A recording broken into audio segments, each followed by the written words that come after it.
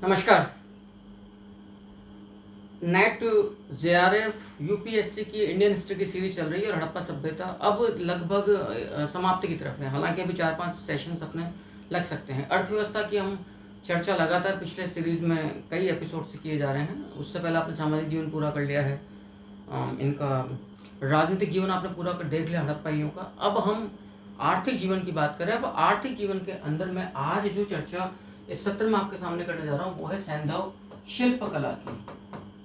हड़प्पा सभ्यता का जो शिल्प उत्पादन है, इनकी शिल्प कला किस तरह की थी। आप लोग जानते हैं कि विभिन्न हड़प्पाई इस तरह से आपको धातु प्रतिमाएं भी प्राप्त हुई हैं और टेराकोटा फ्रेग्रेंस भी प्राप्त हुई हैं, ठीक है। और ये पहली सभ्यता थी जहाँ से आपको ब्रॉन्ज यानी कि टिन और तांबा मिलाकर जो कांस्य धातु बन रही है उससे संबंधित मूर्तियां प्रतिमाएं आपको प्राप्त हो रही हैं। प्रस्तर प्रतिमा बलुआ पत्थर से संबंधित प्रतिमाएं काफ़ी प्राप्त हुई हैं। नो डाउट कि समकालीन जितनी भी सभ्यताएं, इनमें किसी भी सूरत में यहाँ का जो आर्ट एंड क्राफ्ट वाला जो सेक्टर था वो कम नहीं था। और यही वजह है कि दुनिया के अन्य जो वैश्विक सभ्यता इसके समकालीन से कनेक्टेड जितनी, जैसे इजिप्ट हो गया या मेसोपोटामियन हो गया, वहाँ जितनी हड़प्पाई वस्तुएं प्राप्त हुई शिल्प उत्पादन से संबंधित, उन सभ्यताओं की कोई उतनी वस्तुएं हमें भारतीय हड़प्पाई सभ्यता में प्राप्त नहीं होती। इसका मतलब जो ट्रेड और कॉमर्स हो रहा था वो लाभकारी था, वो किसके पक्ष में था, वो हड़प्पा सभ्यता के पक्ष में था। इस बात को हमें बखूबी समझना होगा। अच्छा, अब यदि मैं बात करूं कि यहाँ पर जो मूर्ति निर्माण कला थी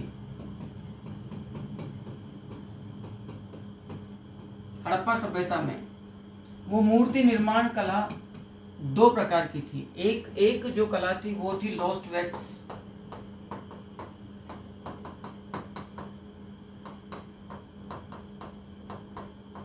टेक्निक, जिसको आप मधुचिष्ट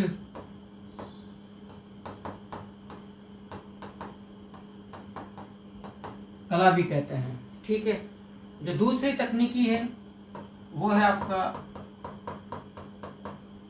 पिंच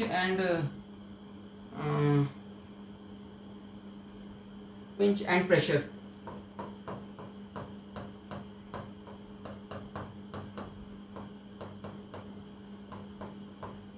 टेक्निक मतलब चिपकवा विधि भी कहते हैं इसको।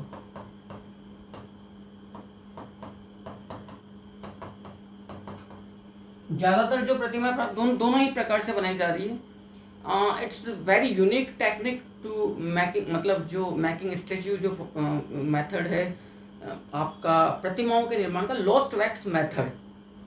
और जितनी भी बेहतरीन जो क्राफ्ट आपको प्राप्त हो रहा है, जो शिल्प आपको प्राप्त हो रहा है सैंधव सभ्यता से, उनमें ज़्यादातर लॉस्ट वैक्स टेक्निक से बन रहा है। अब लॉस्ट वैक्स टेक्निक में क्या होता है, इसको आप लोग सबसे पहले जानने का प्रयास करिएगा।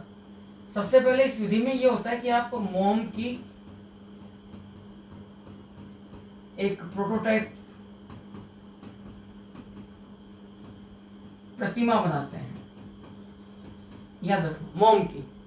इसके पश्चात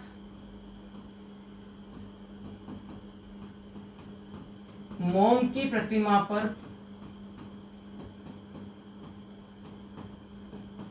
मिट्टी का लेप करके उसमें छिद्र छोड़ दिया जाता है उस लेप में। इसके पश्चात मिट्टी के लेप वाली प्रतिमा को अग्नि में पकाया जाता है। पक्की बात है, मोम पिघलकर जो टेराकोटा, क्योंकि अग्नि जो टेम्परेचर होगा उससे में जो छेद जो है ऊपर के शेल में, आवरण में, उससे सारा मोम पिघलकर बाहर निकल जाएगा और एक प्रकार का सांचा तैयार हो जाएगा। तो क्या होगा, अब टेराकोटा सांचा तैयार हो गया। जिस भी आकार की मोम की प्रतिमा थी उसी आकार का टेराकोटा सांचा। अब आप पिघली हुई धातु को उसी छिद्र से, जिस छिद्र से मोम पिघलकर बाहर निकला है, उस सांचे में भर दीजिए। जब वो ठंडा हो जाए तो उस आवरण को, मिट्टी का आवरण को तोड़ दीजिए और वो प्रतिमा इसी लॉस्ट वैक्स मेथड के द्वारा, याद रखना,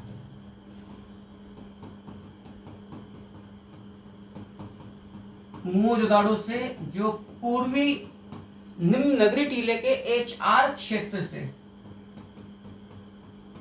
कांस्य नग्न नृत्यांगना की प्रतिमा प्राप्त हुई है। याद रखिएगा इस बात को, कांस्य नग्न नृत्यांगना की जो प्रतिमा प्राप्त हुई है वो इसी लॉस्ट वैक्स मेथड के द्वारा बनी हुई है। और जो अनादर जो दूसरी जो टेक्निक है टू मेकिंग टेराकोटा टॉयज उनके लिए वो है पिंच एंड प्रेशर।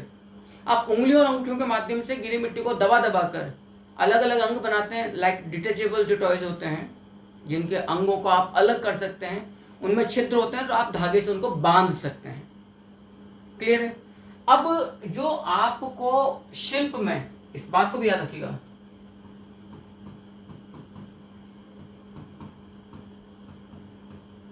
सर्वाधिक महत्वपूर्ण पशु जिसकी प्रतिमाएं सबसे अधिक आपको प्राप्त हो रही है, मृण मूर्ति, याद रखना वो है कुबड़दार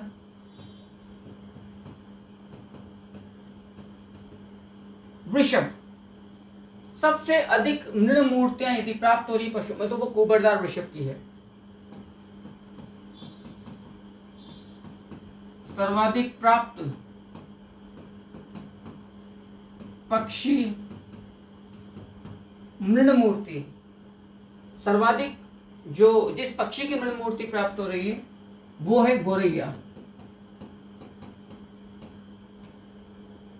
मैं दोबारा बोल रहा हूं कि कितना महत्वपूर्ण ये तथ्य है, आप इस बात को समझ सकते हैं। दूसरी बात, मृण मूर्तियों आपको सीटियों की प्राप्त हो रही है, झुंझुनू प्राप्त हो रहे हैं, झुंझुने खिलौने प्राप्त हो रहे हैं, पशु पक्षी और इंसानी खिलौने भी प्राप्त हो रहे हैं।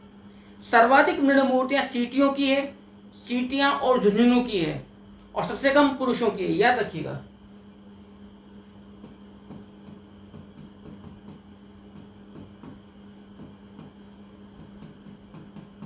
सर्वाधिक मृण मूर्ति आपको सीटी प्लस बच्चे के जो झुंझुने होते हैं इनकी प्राप्त हो रही है, एवं सबसे कम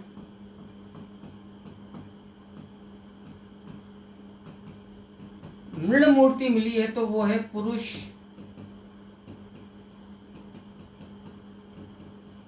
आकृतियां। पुरुषों की आकृतियां यहां पर आपको सबसे कम मिली, यानी कि नर प्रतिमाओं की तुलना में नग्न प्रतिमाएं ज्यादा प्राप्त हुई, जिनकी साम्यता इन नग्न मृण मूर्तियों की साम्यता जनरली मात्र देवी उपासना से की गई है। और यही वजह क्योंकि यहाँ पुरुष प्रतिमाएं कम प्राप्त हुई हैं, पुरुष प्रतिमाओं की तुलना में आपको नग्न स्त्री मृण मूर्तियां अधिक प्राप्त हुई हैं। इसीलिए आपने हड़प्पाई समाज को मात्र सत्तात्मक भी कहा है। गुजरात और राजस्थान से आपको स्त्री मृण मूर्तियां कम मात्रा में प्राप्त हुई हैं, जबकि बनावली से आपको 2 स्त्री मृण मूर्तियां प्राप्त हो रही। यह भी बेहद चौंकाने वाला एक तथ्य है। यानी कि यहाँ पर जो तथ्य निकल रहा है वो ये निकल रहा है कि पुरुष मृण मूर्तियों की तुलना में ज्यादा मात्रा आपको प्राप्त हो रही है स्त्री नग्न मृण मूर्तियों की। अब इस जो ये बात निकल कर आ रही है स्त्री नग्न मृण मूर्तियों की, इनमें भी एक खास बात यह है, गुजरात एवं राजस्थान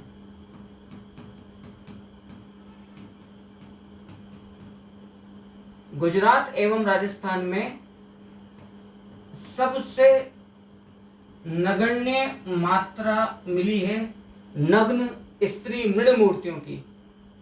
बनावली से आपको याद रखिएगा, बनावली से आपको 2 स्त्री मृण मूर्ति प्राप्त हो रही है। बनावली हरियाणा से हमें 2 स्त्री मृण मूर्तियां प्राप्त हो रही हैं। अब ये आश्चर्यजनक है, पश्चिमोत्तर भारत में यानी कि बलूचिस्तान, सिंध, पंजाब जो पाकिस्तान का एरिया, वहां पर आपको नग्न स्त्री मृण मूर्तियां, चाहे वो कांसे चाहे वो धातु की हो, ज्यादातर तो मृण मूर्तियां हैं, प्रतिमाएं जो प्राप्त हो रही है वो ज्यादा प्राप्त हुई हैं। भारत के हिस्से में कम प्राप्त हुई है। इनमें बनावली से आपको 2 स्त्री मृण मूर्तियां प्राप्त हो रही हैं।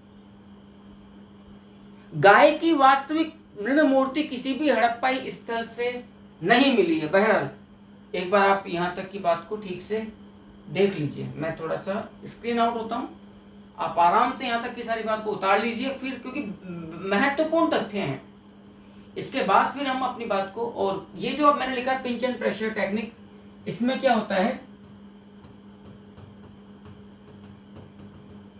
अंगुली एवं अंगूठे के दबाव से गीली मिट्टी को दबा दबाकर मृण मूर्तियां तैयार की जाती हैं। तो एक महत्वपूर्ण तथ्य क्या निकल रहा है, याद रखिएगा,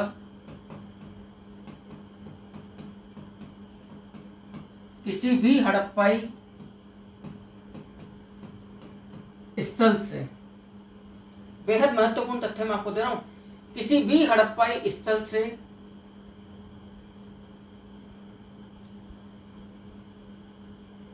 गाय की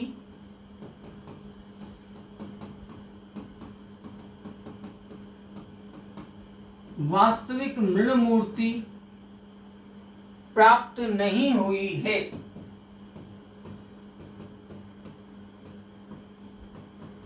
इसका मतलब ये नहीं निकलता कि गाय के कोई अवशेष आपको प्राप्त हुए ही नहीं है, ये बिल्कुल भी अर्थ नहीं निकलता है।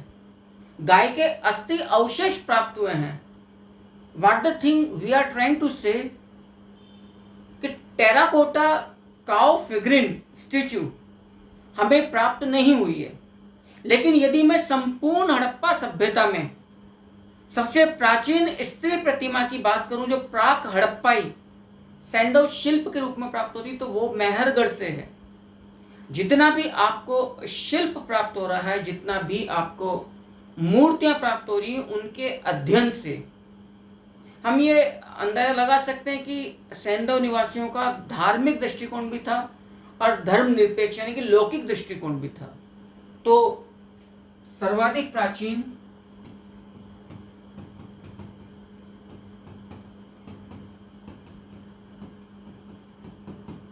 स्त्री मृण मूर्ति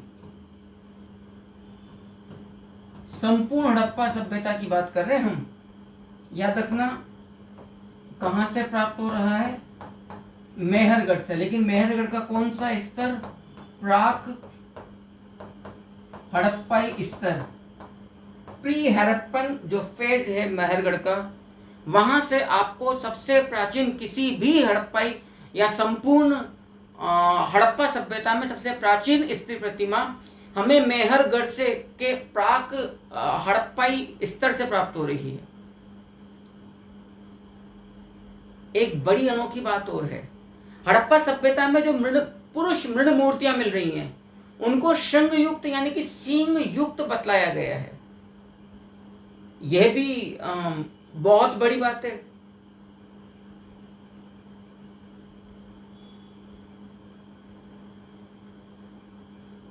एक तथ्य और बड़ा विशिष्ट है। हालांकि इस तरह की टीचिंग मुझे नहीं लगता कोई करता होगा, क्योंकि सब लोग इसको महत्वहीन तथ्य बतलाते हैं। लेकिन यदि कथन कारण के रूप में आ गया, सही सुमेलित कीजिए, सत्य कथन कुछ नहीं कर सकोगे आप। जितनी भी पुरुष प्रतिमाएं प्राप्त हुई हैं, मृण मूर्तियां, उनमें पुरुषों के मांसल सौष्ठव पर ध्यान नहीं दिया गया, यानी कलाकार की कोई रुचि नहीं थी। पहली बात तो पुरुष मृण मूर्तियां वैसे ही कम पाई जा रही हैं, और वे भी बड़ी साधारण हैं। पुरुष सौष्ठव, उनकी मस्कुलर बॉडी, जो निर्माता होगा उसके लिए कोई विशेष महत्व इस चीज का नहीं था। तो पहली बात तो ये कि पुरुष मृण मूर्तियों की यदि हम बात करें तो पहला, अपेक्षाकृत स्त्री मृण मूर्तियों की तुलना में अपेक्षाकृत ये कम पाई गई हैं। दूसरा, सौष्ठव शरीर, मांसल एवं गठिला, इसको उपेक्षित किया गया। कलाकार की कोई खास रुचि हमें नजर नहीं आती है। जो पुरुष मृद मूर्तियां हैं वो श्रृंग युक्त, ये बात भी याद रखना, श्रृंग युक्त या सींग युक्त बतलाई गई है। These are very unique facts. पुरुष प्रतिमाओं की तुलना में जो नारी मृण मूर्तियां हैं वो अपेक्षाकृत सुंदर भी हैं और प्रभावोत्पादक भी हैं। इनको गहनों से भी लादा गया है। इनके मस्तक पर भी पंखों का कोई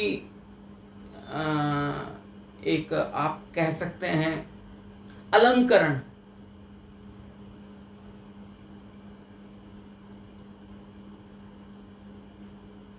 मतलब क्या, श्रृंगार की वस्तु, एक मुकुट टाइप का इनको पहनाया गया है। कई प्रकार के आभूषणों से लादा गया है। याद रखना इस बात को। जो आपको मूर्ति शिल्प प्राप्त हो रहा है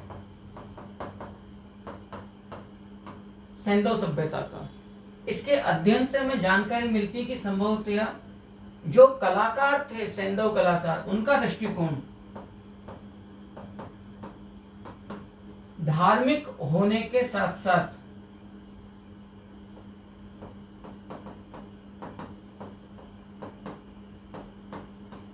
याद रखिएगा धर्मनिरपेक्ष भी था। तो ये तथ्य एक बार ढंग से देख लीजिए क्योंकि ये बड़े ही रोचक भी हैं।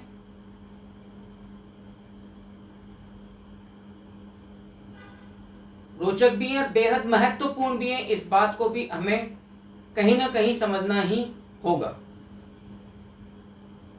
अच्छा, एक और जो मतलब क्या कहूं मैं, यदि मैं बेहद महत्वपूर्ण तथ्य की तरफ यदि आपका ध्यान दिलाऊं, इसको तो आखिर यहां तक का तो बात आप लोग एक बार देख ही लीजिए, समझ ही लीजिए, लेकिन एक विशिष्ट चीज की तरफ यदि मैं फोकस करूं आप लोगों को, क्या सैंधव चित्रकारी प्राप्त हुई? क्या जब हम शिल्प उत्पादन की बात कर रहे हैं तो क्या हड़प्पा या सैंधव चित्रकला के बारे में क्या हमारे पास किसी प्रकार की विशिष्ट जानकारी है? जी हां, याद रखना, सैंधव चित्रकला के नमूने हमें सिर्फ हड़प्पाई मृद भांडों की चित्रकारी से प्राप्त हो रहे हैं। यानी कि सैंधव चित्रकारों ने अपने कला के प्रतिरूप का निरूपण, मृद भांडों का ज्यामितीय अलंकरण जो किया है, उनको जो सजाया गया है, क्योंकि दो प्रकार के मृद भांड आपको यहां से प्राप्त हो रहे हैं, black and red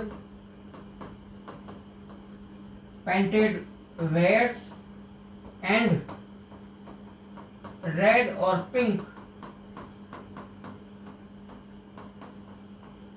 painted wares, दो प्रकार के। और जो ये विशिष्ट प्रकार का जो रेड और गुलाबी, लाल और गुलाबी जो चित्रित मृद भांड है, ये सबसे पहले आपको प्राप्त हो रहा है हरियाणा में कुणाल से। आप लोग जानते हैं मैंने कई प्रकार की सीरीज इस समय चला रखी है। एक तो है, क्या आप जानते हैं, एक मिनट के अंदर अंदर में एक फैक्ट की जानकारी आपको देता हूं, देखा करें, कमेंट किया करें, क्योंकि बड़ी परीक्षा उपयोगी, बड़े ढूंढे हुए, बड़े महत्वपूर्ण फैक्ट्स हैं। एक मैंने आपको एक टॉपिक पर मैं चर्चा करता हूं जो 10 मिनट के अंदर अंदर का एक वीडियो बनता है। It is not short video but ये लॉन्ग वीडियो भी नहीं है, लेकिन एक टॉपिक को मैं कवर करने का प्रयास करता हूं जितनी महत्वपूर्ण जानकारी मैं दे सकता हूं। 2 क्लासेज आपकी ये आई रही है, यूपीएससी इंडियन हिस्ट्री के लिए और RS RPSC राजस्थान हिस्ट्री के लिए। रात को 11 बजे मैं आपका थोड़ा एक प्रेरणादायी कोटेशन या कुछ, जो लोग कई प्रकार के मनोवैज्ञानिक रिश्तों की उलझन में उलझे रहते हैं, कई जगह पर भटकाव रहता है, कुछ चीज़ें उनको फोकस करने में हेल्प करती, जो भी रहे उनसे संबंधित मैं डालता हूँ एक हल्के फुल्के मूड के लिए कि आप अपने आप को थोड़ा सा एक नेक्स्ट मूड की तरफ लेके चले जाएं। लेकिन मैं जनरली टीचिंग पे ही टिका रहने वाला इंसान हूँ, मैं बहुत ज़्यादा भटकाव अपनी टीचिंग पसंद नहीं करता हूँ। तो मेरा सिर्फ इतना सा कहना है कि ये वो विशिष्ट चीज़ें हैं जनरली जो हम जिन्हें ऑफलाइन क्लासेस में या बुक्स में हम इनको पिन पॉइंट नहीं कर पाते हैं, छूट जाते हैं, और जो भी तथ्य परीक्षा में प्रश्न के रूप में सामने आते हैं फिर हमारे हाथ पैर फूलते हैं। तो जी हाँ, सेंधव चित्रकारी कला के नमूने प्राप्त हुए, लेकिन सिर्फ मृद भांडों से। अब आप देखिएगा, मोहनजोदाड़ो से एक विशिष्ट प्रकार की मृद मूर्ति प्राप्त हो रही, जिसको नृसिंह प्रतिमा कहा गया है।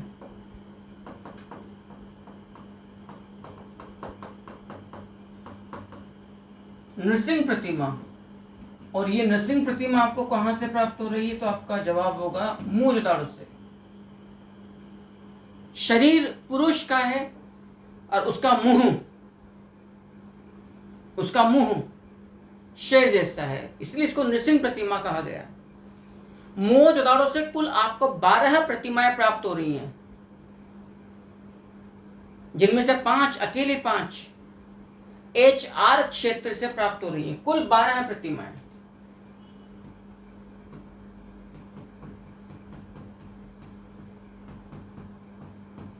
मोहनजोदाड़ो से, याद रखिएगा,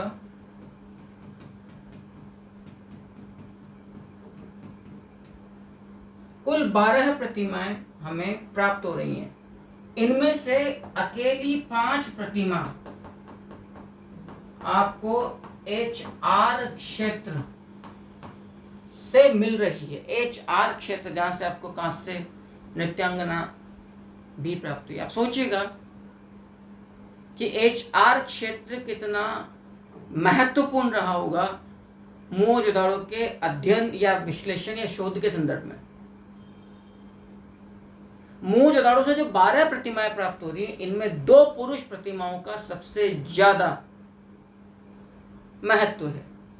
एक तो खंडित है, मतलब सिर्फ पुरुष धड़ है, लाल चूना पत्थर से बनी है, और एक अधूरी आवक्ष मूर्ति है, दाढ़ी वाले किसी पुरोहित के रूप में, जो सेल खड़ी से बनी है। भाई मुझे माफ करना, ये बाहर से कुछ कहीं से बहुत ज़्यादा डिस्टर्बिंग सा, एनोइंग सा नॉइज़ आ रहा है। सो मेरा कोई हाथ नहीं है, मैं कोशिश करता हूँ बहुत पीस में क्लासेस लेने का, लेकिन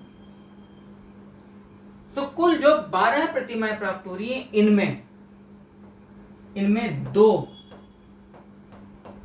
पुरुष प्रतिमा सर्वाधिक महत्वपूर्ण है। 2 पुरुष प्रतिमा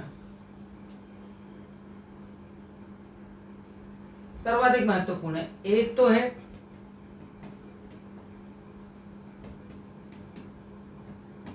लाल चूने पत्थर से बना पुरुष धड़,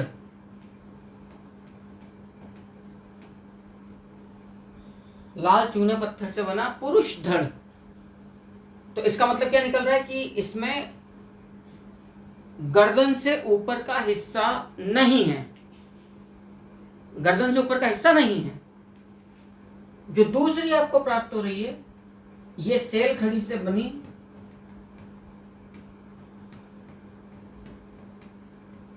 निर्मित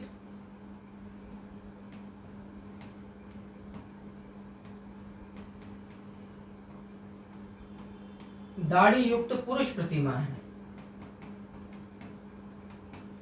याद रखिएगा, सेल खड़ी से बनी दाढ़ी युक्त पुरुष प्रतिमा है, जो दूसरी आपको कुल 12 प्रतिमाओं में से 5 प्रतिमाएं सिर्फ HR क्षेत्र से मिली है, और इनमें भी 2 पुरुष प्रतिमाएं हैं, काफी बहुचर्चित है, जिनमें एक पुरुष धड़ है और एक दाढ़ी वाला पुरुष है, और उसकी आवक्ष मूर्ति है। आवक्ष मूर्ति जो है, जो बियर्ड है या दाढ़ी युक्त पुरुष की प्रतिमा है, वो सेल खड़ी से बनी है। जो पुरुष धड़ है वो लाल चूने पत्थर से बना है। मैं कोशिश कर रहा हूं जितना अंदर से, जैसे एक गोताखोर समुद्र में डाइव करके उसकी तलहटी से मोती चुनता है, इस तरह के तथ्य लाने का मैं प्रयास कर रहा हूं। तो आप भी थोड़ा सा कोऑपरेट मुझे करिए। इस वीडियो को देखने से पहले चैनल को सब्सक्राइब कीजिए, लाइक कीजिए, शेयर कीजिए। कोशिश करिए इतनी अच्छी क्लासेस से लोगों को जोड़ने का। जो दाढ़ी वाली पुरुष प्रतिमाएं हैं, ये तो खैर फैबुलस, बहुत ज्यादा चर्चित है, मोहनजोदाड़ो से प्राप्त हुई। इसको एक पुरोहित या धार्मिक व्यक्ति माना गया है। हमने पहले भी कहा सेल खड़ी से बनी है ये, इसमें एक व्यक्ति को इस तरह से शॉल ओढ़े हुए दिखाया गया है कि शॉल बाएं कंधे से ऊपर की ओर और दाहिनी भुजा की नीचे की ओर आ रही, जैसे कि मैं बार बार कह रहा हूँ, स्वर्गीय परम श्रद्धेय प्रधानमंत्री हमारे श्री राजीव गांधी जी पहना करते थे। वर्तमान में फिल्म एक्टर अमिताभ बच्चन पहनता है और कई पुराने नेता अभिनेता इस तरह शॉल ओढ़े हुए हैं। आप ये तो नहीं कह सकते कि जी अमिताभ बच्चन की नकल करी, राजीव गांधी की नकल करी हड़प्पा निवासियों ने। तो शॉल को ओढ़ना, और इस शॉल में कढ़ाई की भी आपको जानकारी मिल रही है। तो कढ़ाई के 2-3 मिट्टी के बने हुए तकुए आपको प्राप्त हुए कशीदा करने के लिए। ये त्रिफूल वाली कशीदाकारी है। आंखें लंबी हैं, आधी बंद हैं, यानी कि वो एक तरह से ध्यान अवधि, ध्यानस्थ मुद्रा में है। नाक बड़ी सुंदर है उस व्यक्ति की, होठ कुछ आगे निकले हुए हैं, होठों के बीच की जो लाइन है वो बड़ी डीप गहरी है। दाढ़ी मूछ स्पष्ट नजर आ रहा है। सर पर एक पट्टा बांध रखा जिस प्रकार से योगी पहना करते हैं। तो ये जो आपको दाढ़ी युक्त पुरुष प्रतिमा प्राप्त हो रही है, ये बड़ी रोचक एक प्रतिमा है। पहले यहाँ तक आप लोग एक बार देख लीजिए, फिर मैं अपनी बात को थोड़ा सा और आपके सामने लेकर चलता हूँ। जल्दी से यहाँ तक के मैटर को आप देख लीजिएगा। क्लियर है? आगे चलते हैं। तो आपको जो दाढ़ी युक्त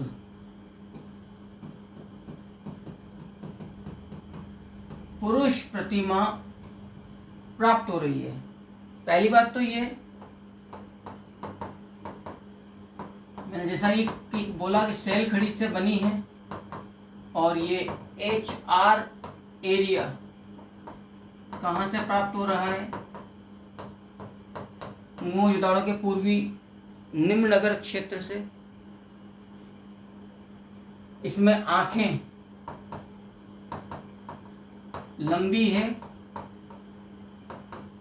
आधी खुली है, यानी कि यह माना जा सकता है कि पुरुष ध्यानस्थ है, ध्यान मुद्रा में है। नाक सुंदर है, उसके जो होठ हैं लिप्स कुछ उभरे हुए एवं गहरी रेखा लिए हुए हैं।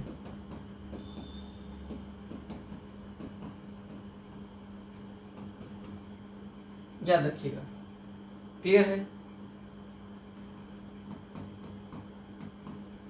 शॉल उसने ओढ़े हुए है। शॉल पर त्रिफूल की नक्काशी आपको प्राप्त हो रही है। तो ये और क्या संकेत देता है कि कढ़ाई बुनाई की जानकारी सैंधव निवासियों को थी, और कशीदाकारी के लिए, कढ़ाई के लिए, कशीदाकारी या कढ़ाई के लिए मिट्टी के 2-3 तकवे मोहनजोदड़ो से प्राप्त हुए हैं।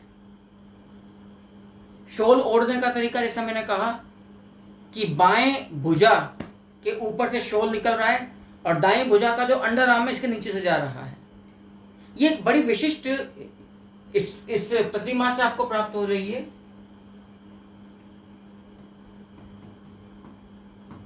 शॉल बाएं कंधे के ऊपर है एवं दाईं भुजा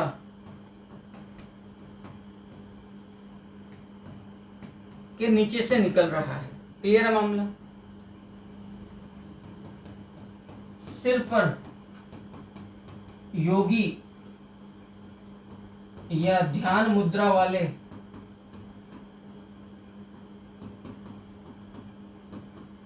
के समान आपने रिबन बांधा हुआ है।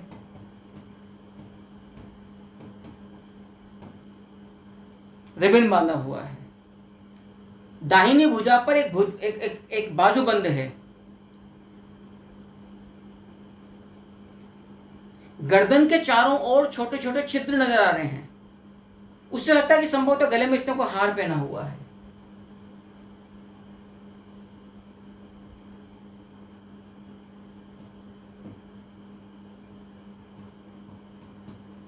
गर्दन के चारों ओर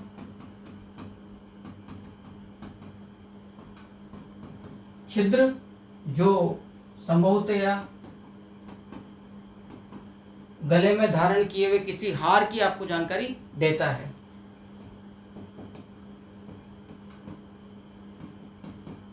दाहिनी भुजा पर एक बाजूबंद, याद रखिएगा, दाहिनी भुजा पर एक बाजूबंद हमें यहां पर देखने को मिलता है। ठीक है साहब, ये बड़ी चर्चित प्रतिमा है मोहनजोदाड़ो की, दाढ़ी युक्त योगी या पुरोहित की प्रतिमा। इसको आप कह सकते हैं योगी अथवा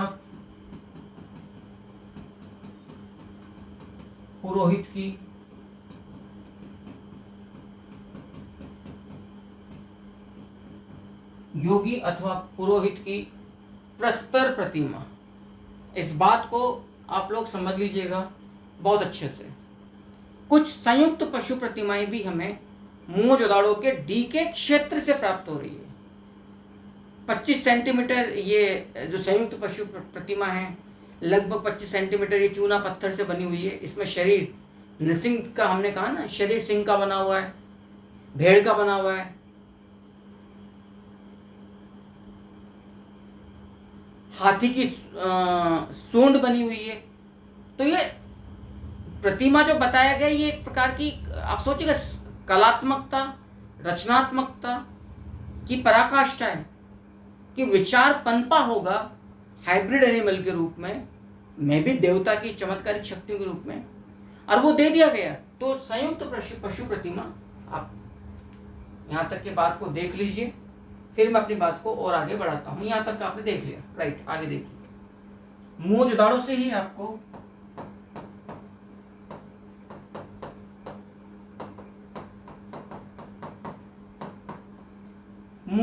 ही आपको संयुक्त पशु प्रतिमा प्राप्त हो रही है डी के क्षेत्र।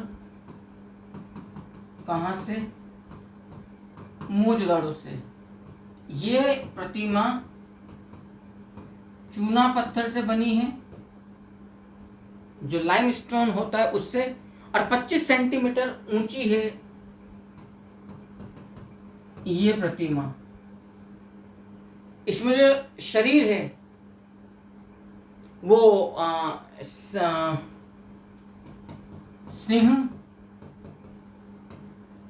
भेड़ का निर्मित शरीर है, और इससे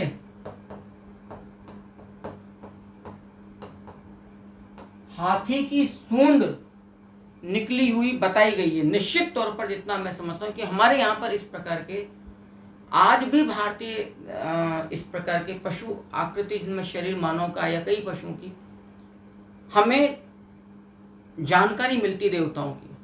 बहुत मुश्किल है कि ये प्रतिमा मनोरंजन का साधन थी या इसकी कोई धार्मिक इसका महत्व था, वी डोंट नो, बट इस तरह की हमें पाई गई है।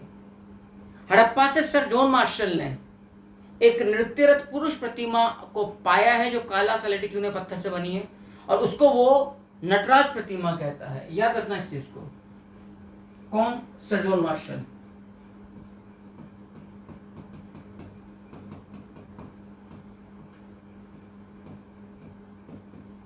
हड़प्पा से प्राप्त हो रही है काले स्लेटी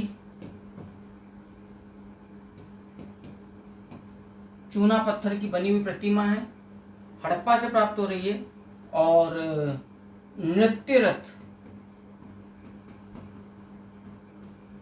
ये पुरुष प्रतिमा है। इसको अब ये अकेला सर जॉन मार्शल इसका ऐसा मानना है।